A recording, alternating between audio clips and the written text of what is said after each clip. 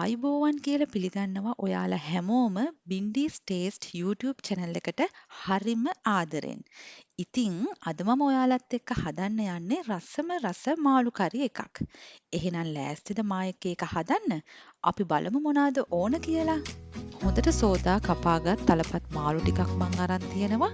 ඒ වගේම මිරිස් කුඩු, තුන පහ කුඩු, ලුණු කුඩු, කුරුදු කෑලි කීපයක්, ගම්මිරිස්, ගොරක පේස්ට් එක සහ අවශ්‍ය ප්‍රමාණයට කරපිංච පාවිච්චි කරලා තියෙනවා. ඒ වගේම ඔයාලට තියෙනවා නම් ගෙදර කරාබු නැටි දෙක තුනක් පාවිච්චි කරන්න පුළුවන්. අපි මුලින්ම බලමු මේ තුන පහ වලින් පේස්ට් එකක් හදාගන්න.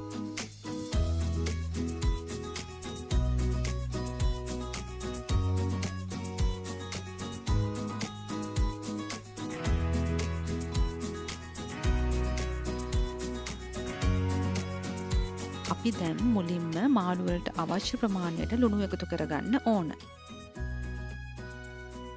ඊට පස්සේ අපි සාදාගත්ත මිශ්‍රණය මේකට එකතු කරලා හොඳට කරපිංචි දාගන්න ඕන. අපේ අම්මා නම් මට කියලා තියෙන්නේ මාළු මිරිසට හදද්දී හොඳට කරපිංචි දාගන්න කියලා. සමහර මාළු වල තියෙන පිලි රහ කරපිංචි දැම්මහම නැති වෙනවා කියලා තමයි අම්මා මට කියලා දීලා තියෙන්නේ.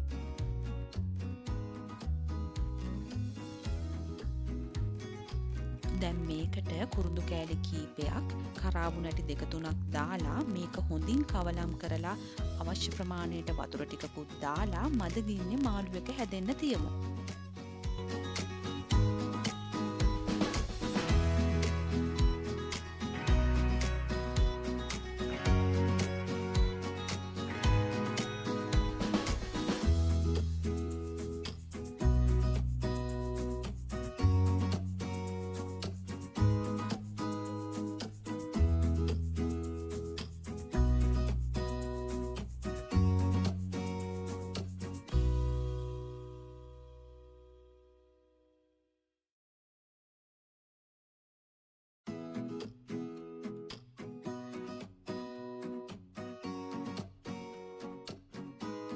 මේ තියෙන්නේ මං හදාගත්ත රසම රස මාළු කරි එක.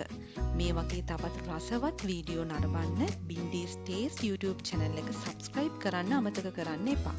ඉතින් එහෙනම් තවත් රසවත් වීඩියෝ එකකින් අපි හම්බ වෙමු.